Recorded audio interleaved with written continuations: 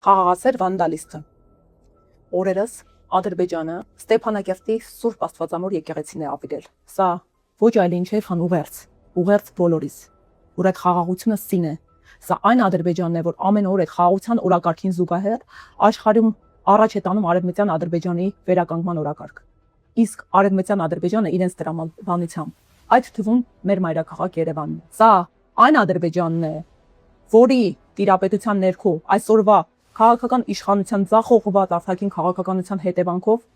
մնացին մեր ահռելի հարստությունները, պատմական հարստությունները, մեզ սերունդներով եկած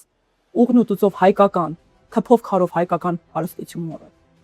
Ըստ նախնական հաշվարկների վիճակագրական Արցախում մենք թողել են 5000 մշակութային հուշարձան, 2386 խաչքար, 400 միջնադարյան գերեզմանոց, 385 եկեղեցի։ Ինչ կանենք, եթե մենք չունենայինք թույլ ղեկավարություն, գլխիկոր, հակառակորդի հետ համագործակցող, իրապես խաղաղություն երաշխավորող ղեկավարություն։ Հիմիկվանից ամբողջ աշխարհով ահազանգվել էր ՅՈՒՆԵՍԿՕ-ին էին դիմել դիտորդական առաքելություն ուղարկելու պահանջով մեր մշակութային արժեքները Արցախի տարածքում մնացած երաշխավորելի նպատակով եւ այդ վանդալիստները կանխարգելելի նպատակով։ Դրանք էլ մշակութային ցեղասպանություններ են։ Իսկ ինչ ունենք մենք ներկայումս։ Մենք ունենք լռություն, հանդուրժողականություն, գլխիկոր քաղաքականություն,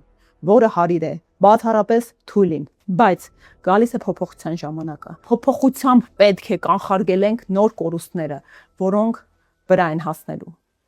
Այս ամեն կորուստներին զուգահեռ մենք Արցախում ենք թողել նաև 232 դպրոց։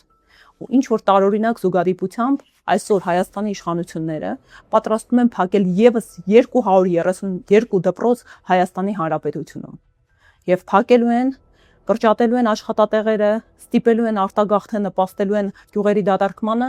եթե մենք չկանխարգելենք։ Իսկ կանխարգելու ենք գնալով ընտրության, պահանջելով փոփոխություն եւ այդ փոփոխությունը դառնալու է հնարավոր իրական վարչապետ եւ իրական առաջնորդ Սամվել Կարապետյանի ղեկավարությամբ։